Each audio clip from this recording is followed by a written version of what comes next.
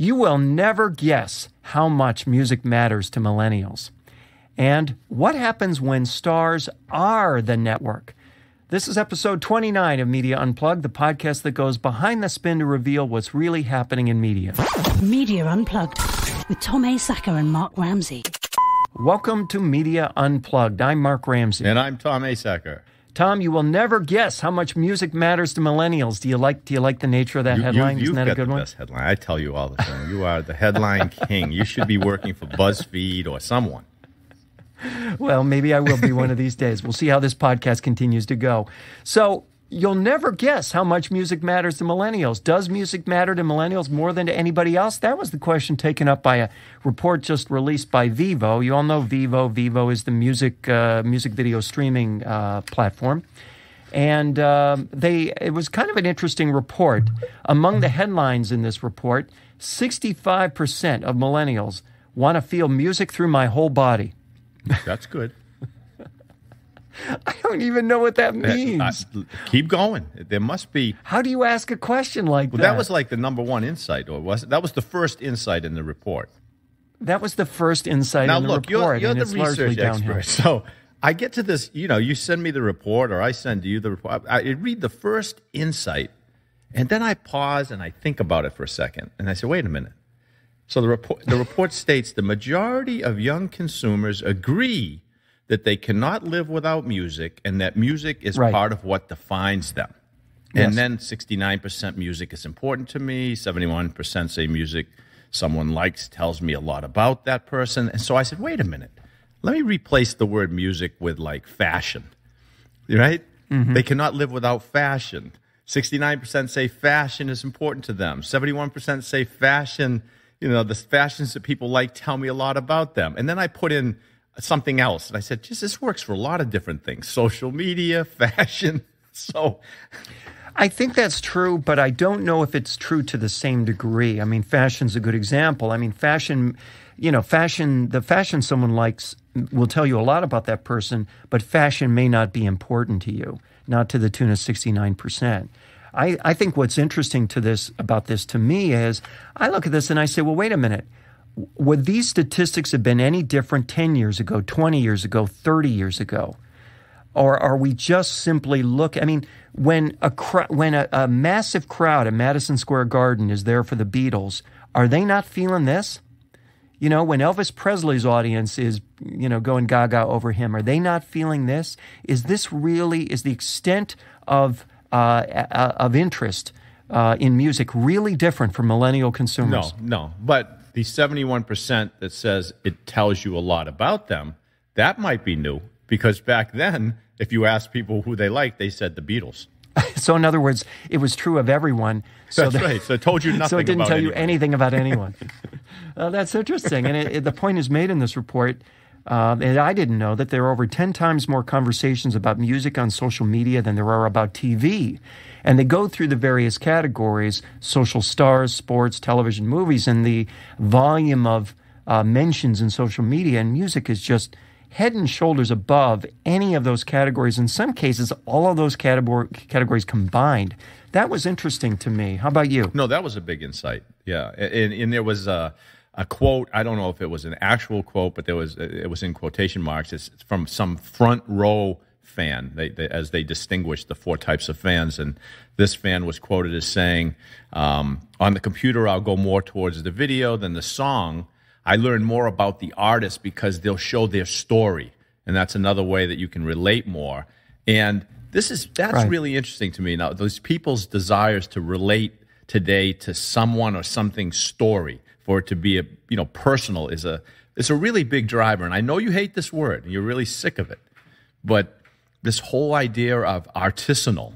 And I know this is gonna sound crazy to you, but I just read an article in the Daily Beast, and it was titled, "Is Artisanal Music the Next New Thing?" Oh, man. Listen, and by artisanal, the author meant a deep commitment to craft, outstanding musicianship from real flesh and blood performers, cats who can really play, is how he put it. And he made the compelling case that it is the next new thing. And he summed up his argument by saying that craft always wins out in the end, especially in areas of culture and creativity. So maybe that's what we're seeing with music, this fragmentation and people grasping and looking for the real deals. I don't know. Well, it certainly worked for Soft Cell and Tainted Love, didn't it, Kraft? No. I mean, that's a lot of nonsense. Yeah. That's a lot of nonsense. First of all, craft has always been central to the music industry. What becomes popular and what's craft have always been two different things. So the idea that it's easier to have craft because it's easier for everyone to exhibit their craft is a totally separate argument from some renaissance of craftiness. So, but anyway, that's you've been we're not even talking about that topic. That Harvard that article or book on the top hits dominating the charts. That whole well, we'll pretend it's Harvard even if it's BuzzFeed just for the sake of argument. So, all right. So here's something interesting in this that I found fascinating. That one article from Variety about this report said, one casualty of this process seems to be genres. More than a third of all music fans surveyed by Vivo said they aren't fans of any particular music genre, and just 1 in 4 is a fan of one single genre. So, in other words, back in the day, 10, 20, 30 years ago, you remember when you were a kid, Tom, that, you were a rock fan, you were a pop fan, and you weren't the same person. And maybe somebody was a disco fan back in the 70s. And those were really very separate genres with antipathies between them. And nowadays, all those differences have evaporated. I certainly see that play out, and I think that is a unique characteristic of millennials. That's true. I mean, when I owned a turntable in college, you would never see somebody playing the Doors and then throw on a Bee Gees, album. They'd lock that guy up. So and now they're on the same playlist. Exactly. One flaw I think in this report, and this is just an astonishing flaw. They talk about where millennials go for their music. Yeah, I was going to ask you that. That was really strange to me. That I didn't get that at all. Well, listen to this. Vivo leads the charge with 87% of all music fans saying they frequent it. Yeah, it's our report, but guess what? We're the star of our own report. Frequented the platform last month to the tune of 13.3 hours on average. Pandora is unsurprisingly second, followed by Spotify and SoundCloud. And to me, I look at this and I say, Pandora's unsurprisingly second. What about the shockingly surprising absence of a little site called YouTube? I didn't understand that at all. And I'll tell you something else I wanted to ask you, because you're like the research guy. They broke down where these 4 categories of fans, where they get their music from, right? And so they said the talent scouts, these are the music influencers, affluent males 25 to 34. It said they use Last FM and Sirius. Front row fans use Spotify. Crowd surfers use Xbox Music. And Tom, and nobody uses YouTube and nobody uses what Facebook. Is that? I just to be clear about that. I don't get it. Well, I think they're talking about tendencies, and because they're trying to create distinctions between these categories. But when you focus only on tendencies, you lose what most people actually do, regardless of if segment 1 does something more than segment 2, but all segments do a lot of something else, you lose that whole issue. And to leave YouTube out of this, and to ignore Facebook, quite frankly, which drives traffic for all of these platforms, it's ridiculous. Yep. So, on the whole, a mixed evaluation for Vivo's new report. Although they were called Vivo, it would be better. You're listening to Media Unplugged with Tom Asacker and Mark Ramsey. What happens when stars are the network? Tom, this is something we've talked about on and off before. A piece from Brand Channel called Talent Resources Debuts Celebrity Instagram. Talent Resources, by the way, is a digital social agency, and essentially what they've got is a program whereby celebrity influencers create their own networks and allow them, brands are able to connect directly with those celebrity influencers and bypass any other network. The days when you take a star and you put it in a TV show, you put them in a TV show, you put them in a commercial, those days are gone, friends, because you can go direct now to that celebrity's network of fans and drive your message. And they gave a couple of examples. Which was your take on this? Well, listen, I've told you a lot of times that I'm intrigued by the whole economic power of celebrities in today's this connected marketplace we're in. I mean, we looked at like our family and friends, actual human relationships for direction on what to do, what to buy. And now people are relying on what psychologists call parasocial relationships. And that's this idea that we develop an intimacy and a friendship with these media personalities, so much so that we actually feel that they know us and understand us. I'm telling you, it's strange, and it's a growing phenomenon, and it's shaping a lot of people's choices and identities. We've talked on previous episodes about movie stars that are curating products and starting their own websites. It's a really strange phenomenon. It's strange, but it makes so much sense because these, although brands like to clothe themselves with the aspects of people, brands are not people. These people are people. And we all have a better relationship with people. I'm with you. I know what you're saying. Well, they may not behave like human beings, but they're certainly people. That's a different story. To be a celebrity does not mean you're whatever. So I find it really interesting, and I think the power is going to continue to shift in this direction. And to a degree, the network affiliation is going to be much less important. Here's the quote. Brands used to put celebrities in magazine ads for PR for a TV show, but now celebrities are more powerful than the networks. With 30 million followers on Twitter, Instagram, or Facebook, celebrities have their own networks to communicate messages to fans real time. I mean, that is unquestionably true. I think one of the challenges going forward is going to be, is there going to be any backlash to that? To the degree that Kim Kardashian is pimping for a brand and people know she's pimping for a brand, is that different than an authentic mention from Kim Kardashian in the unlikely event that such a thing is possible? That's another oxymoron. Here you go again. No, look, I don't know, Mark. This is what I'm telling you. This just strikes me as a trend that's going to grow and grow and grow. And, you look at it and you don't really even know how far it can spread in its influence. I mean, remember, we elected the Terminator to be the governor of California. Where does this stop? Well, I mean, and I voted for that man, and I can tell you that I thought it would be fun.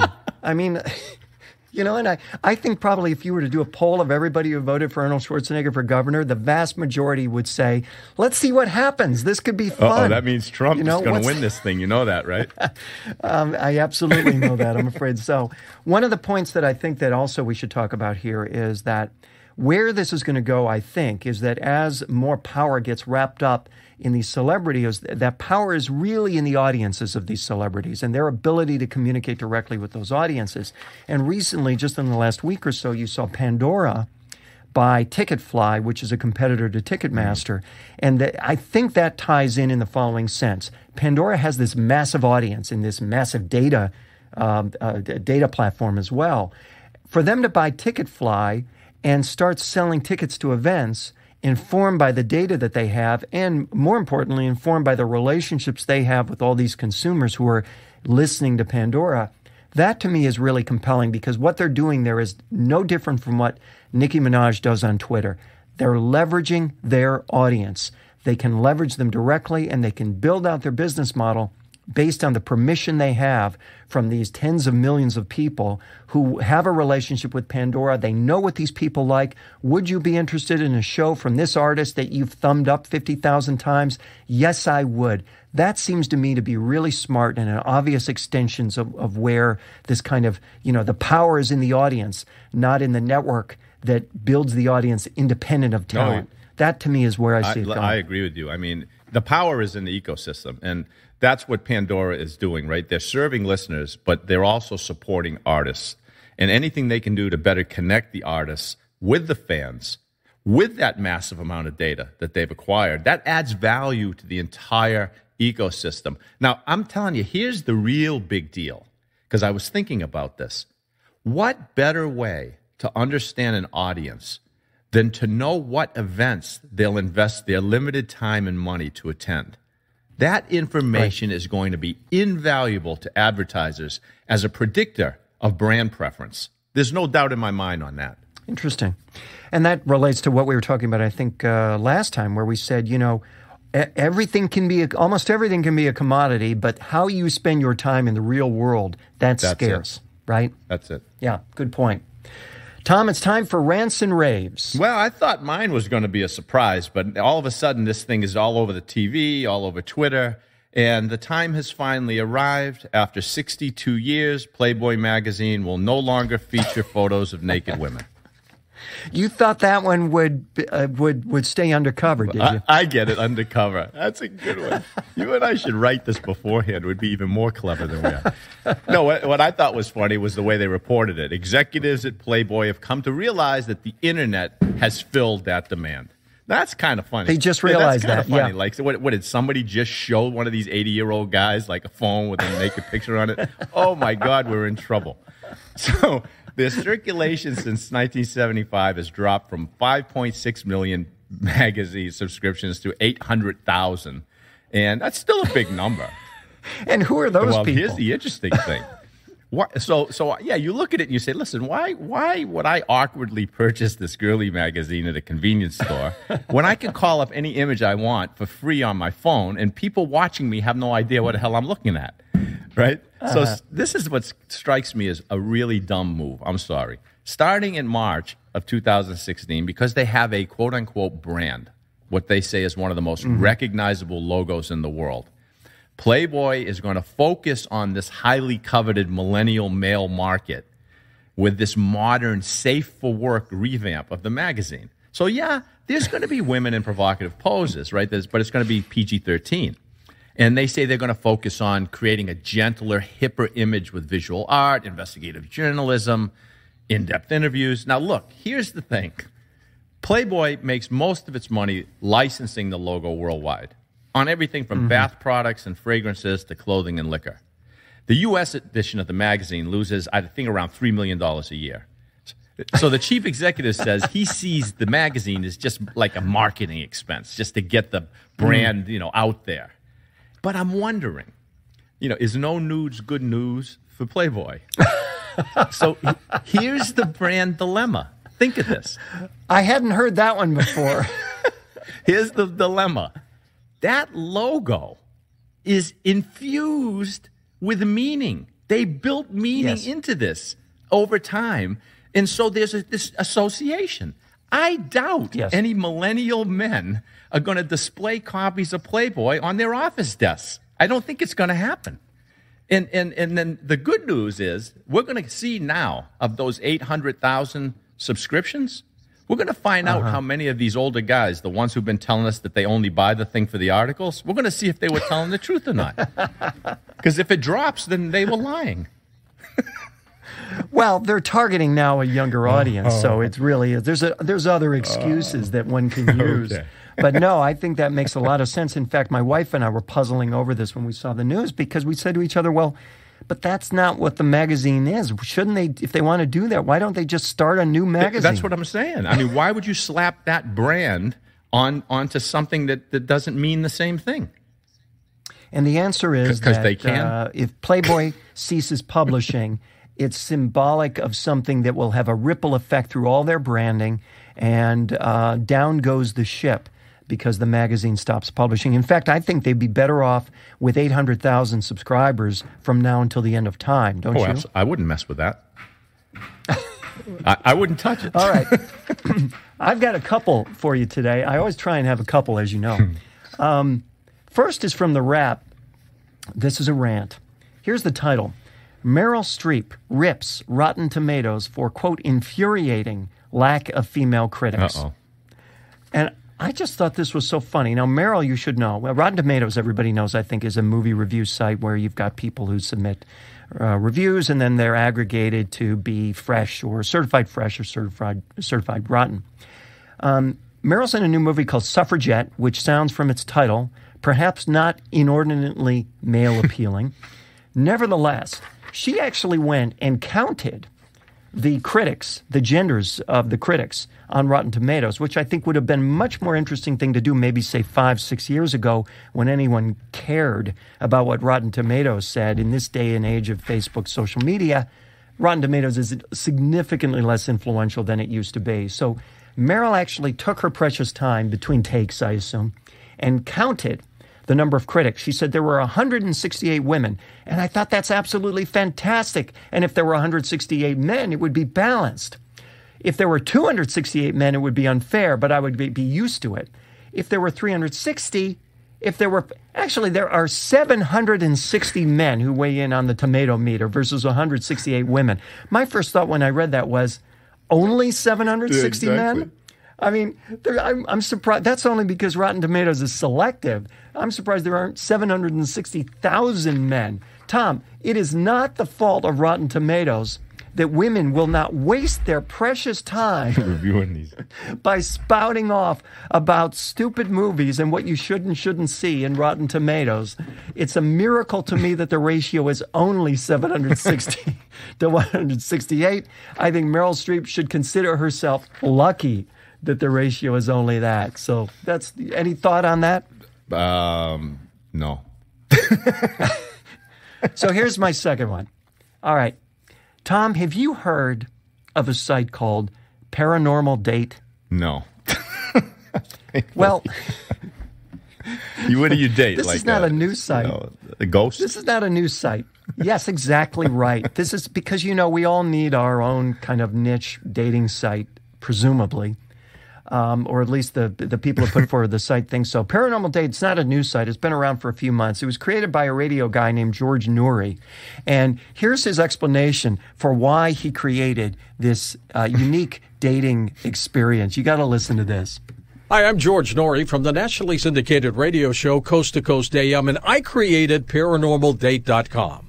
I did it because of my listeners. They would come up to me at various speaking engagements all around the country, and they'd come up and say, hey, George, we want to meet people of like minds, people who are into science, ghosts, UFOs, alternative medicine, conspiracies. We want to meet people like that. We might even want to date them, but we have no place to go. So I went, ParanormalDate.com.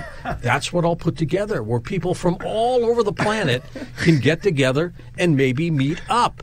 It's free to join. Just go to ParanormalDate.com. And if you want to stay in contact with someone, there's a small monthly fee, but if you use the code GEORGE, you get a huge discount. ParanormalDate.com. You are not alone. Hey, look, listen, I met one of those guys. I don't remember where I was. I think I was at a TV station or somewhere. I was doing an interview, and the guy interviewing after me he could predict the future, and he came up to me and he said, "Hey, you were good. Do you want to be on my show? His TV show." I said, "Sure." He says, "Well, when do you want to be on it?" I said, "You tell me when I'm going to be on it. You're the guy that knows the future."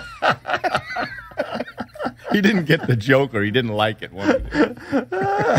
He's heard it before, I'm sure. So I love the tagline, "You are not alone." I think it's safe to say, no, you are very alone. And I love the discount code of George. Probably the first time anyone's used a discount code of George anywhere. Oh, I know. But I don't know. Intrigued now. You're going to go in just to see how many of these people live around you.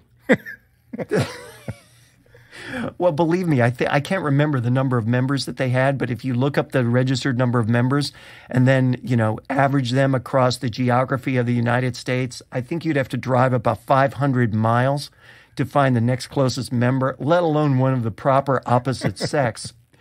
So what's also impressive to me is that, shockingly, the domain Paranormal Date was available, not to mention everyone who's interested in it. So the truth is out there, Tom, and the truth is... Well, he just got a lot of free publicity from us, because I know there's a few of those people that listen to this show. Yes, they're all going to ParanormalDate.com right now, and one look at George Noory, and you're gonna say, well, this is clearly the place for me and other people who look like they belong on the radio. Call them, see if you can get Media Unplugged listeners to get a discount or something. That's what he should have said. Just enter coupon code Media Unplugged, and you'll get a deep discount. That's Media Unplugged for this week. Please remember to subscribe to us at iTunes or on Stitcher. And while you're there, please rate the show, but not because of this episode.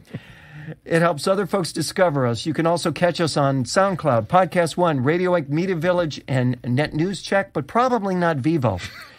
You can follow Tom on Twitter at Tom Asacker and Mark at Mark Ramsey Media. Send us your questions and comments using hashtag Media Unplugged. If there's a media topic you want us to cover, tweet us. You can read the show notes and share the show at our website whenever I get around to posting it, MediaUnplugged.net.